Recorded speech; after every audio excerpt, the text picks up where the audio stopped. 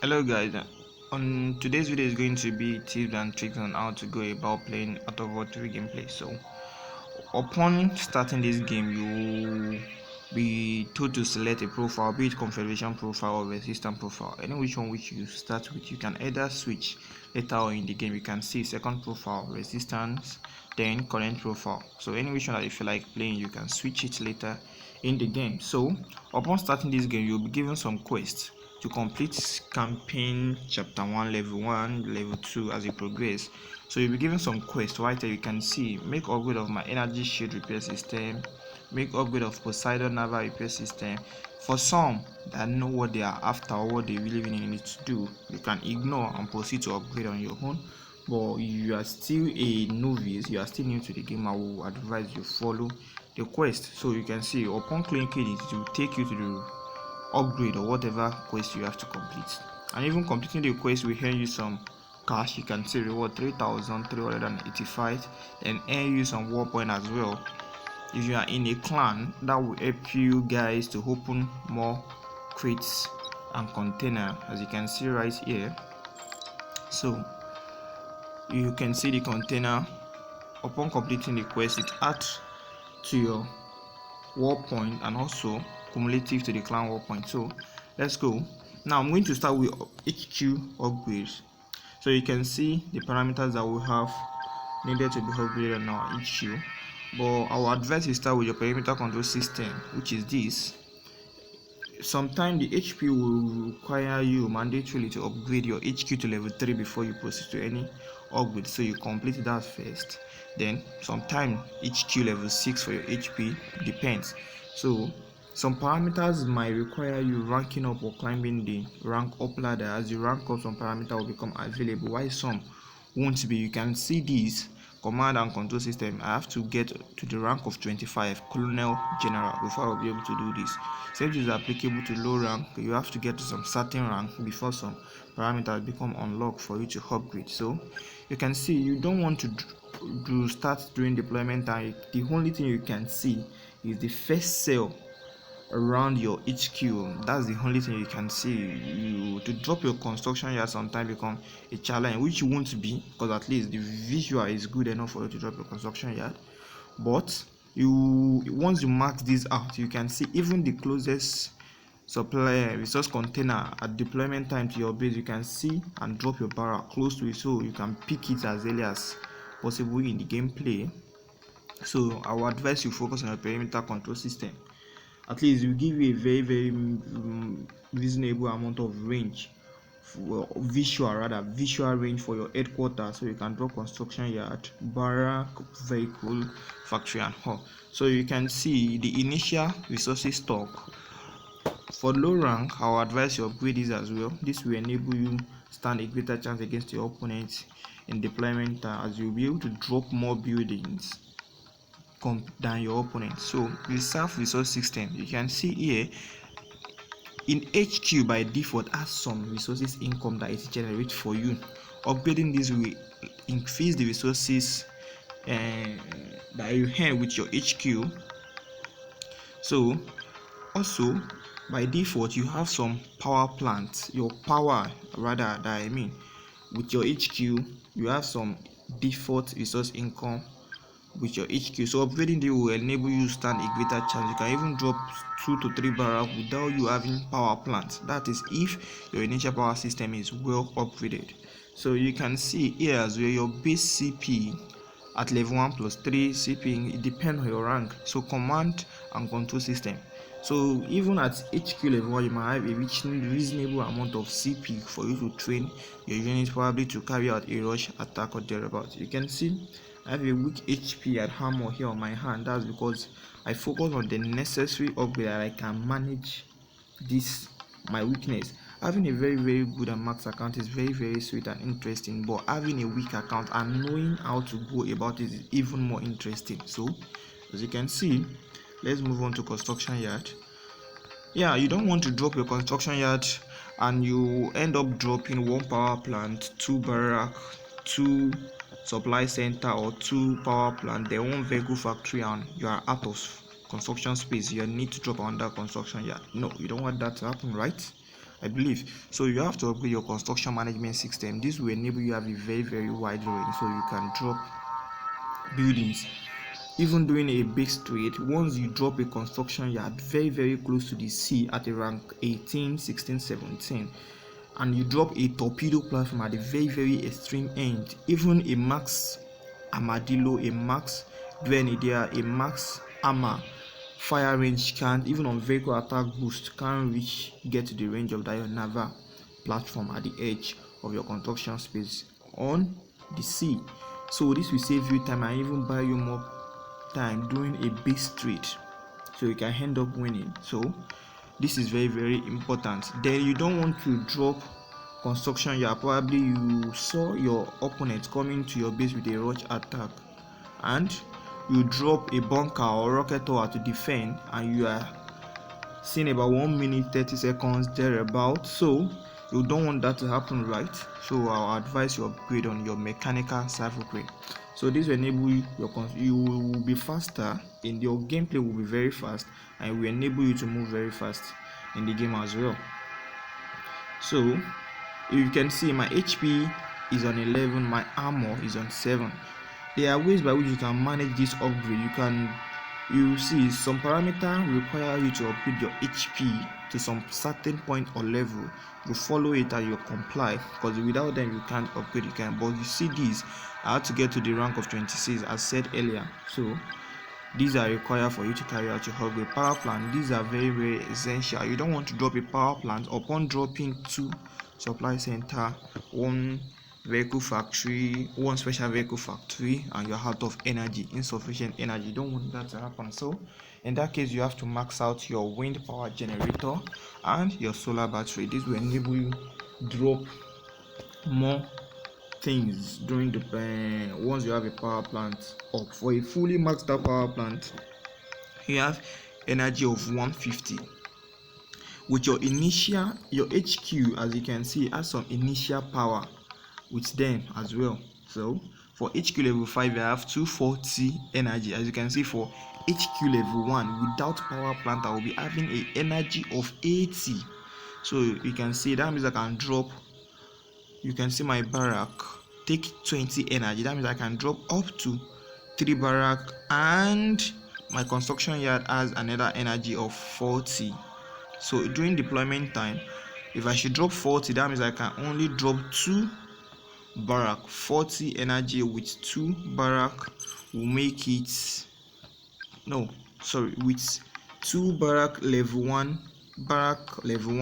I can drop up to 3, because 1 barrack was energy of 10. With my construction yard here, you can see it consumed 40 energy from my initial energy stock of my HQ, which was 80. That means I can drop 1 construction yard and 3 barrack. So if you upgrade your HQ, you can see the energy become 80, the initial resources for your HQ per minute become 65, CP become 61. HQ level 3, you can see energy become 160, resources become 90, CP, and like that till you get to HQ level 5. So let's go on. So for your supply center as well, you really need to work on it, as you don't want to later, I think to later, you don't want to have a production time whereby you play a game and you find yourself moving so slow in the game, because once you have a default production for your supply center, probably let's just take for instance, you have a 110 resources per minute, 110 resources per minute. Upon dropping the next supply center, there will be some resources the reduction in your next supply center that you drop.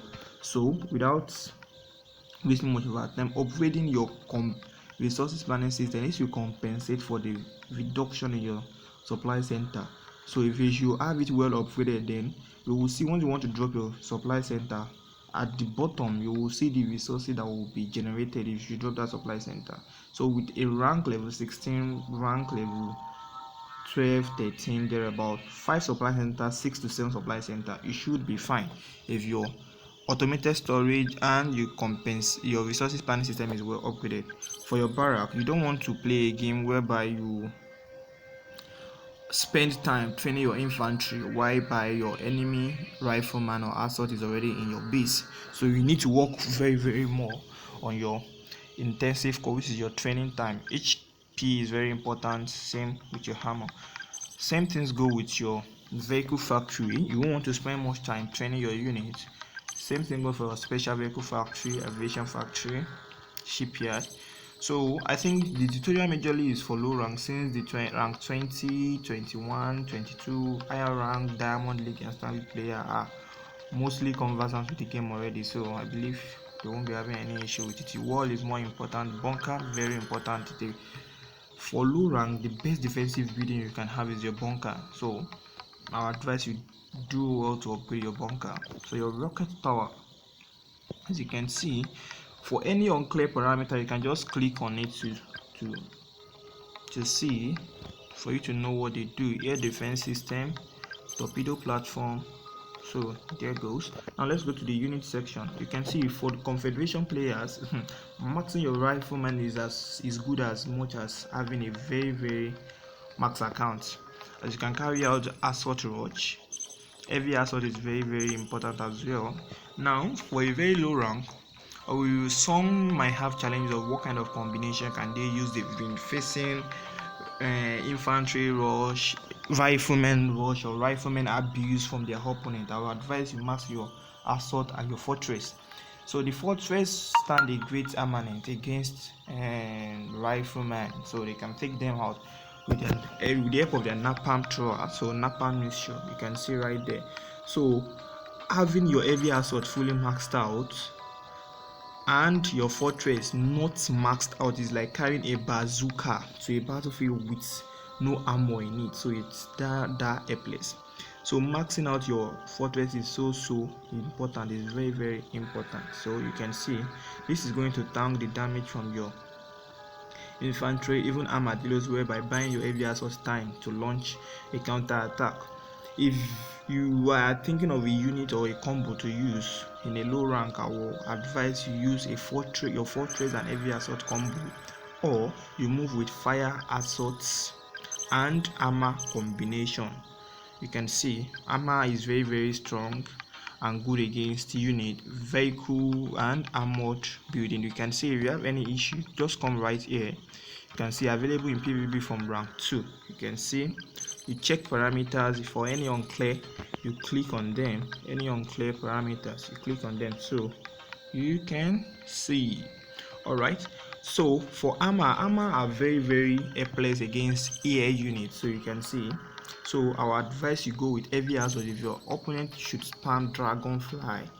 Armor by dragonfly by default attacks armor first, thereby buying your heavy assault time to launch a counter attack and destroy the dragonflies. Or on the contrary, you can go with your armors and typhoon. That's when you confirm that your opponent is going for dragonflies, or you go for armor and heavy assault. But if your opponent is going for grenadiers and armadillo, I would advise you go for armor and flamethrower. Flamethrower is to do with the grenadiers, while the hammer is to deal damage to the armadillos. So Zeus very important as well. Your typhoon is very important, as you can see. Torrent is very important as well. Your energy shield is very important. You can see for rank 24, I have my matches field generator maxed out. You can see the other parameters are very important as well, but with the resources, with the cash I have on my hand, I can't afford them. So the only thing I stand a chance to upgrade is my field effects. As you can see, cyclone is very important for reconnaissance activities. So scouting, fishing out spies from bush and hawk. Vertex is very important, so you have to have them maxed out. Your Thor is very important as well, but for a low rank, well, it's up to you. For a low rank, having Delta is also important. This will enable you to stand a chance, even against a higher players. You will stand a chance of taking them off balance with Delta Rush. Viking is important as well, you can see, and Poseidon.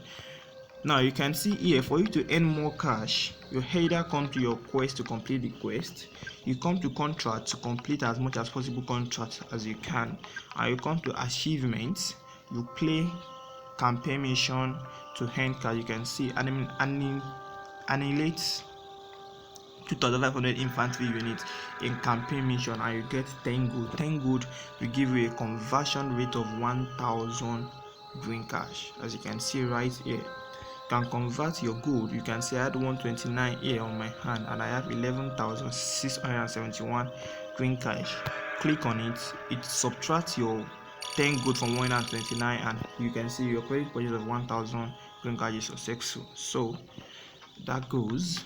Now back to our achievement. You can see you complete a lot of achievements here so that you get paid in gold or in cash depending on the hardness level. You can see you have a blue, you have a red, and you have a yellow. So that's depending on the difficulties of the achievement. So here goes. To check your progress on the achievement level, then there goes. So don't forget, if you like the video, please hit the thumbs up button for more tutorial video on my channel. Thanks. So, and don't forget, if you want to switch account, you can come into your secondary profile and switch. Don't forget, sharing of your account, using of box in the game is highly against the game rules, and Hula, you don't want your account to be banned, so I'll advise you stick with the rule and don't share or sell your account. Thank you. See you in the next video.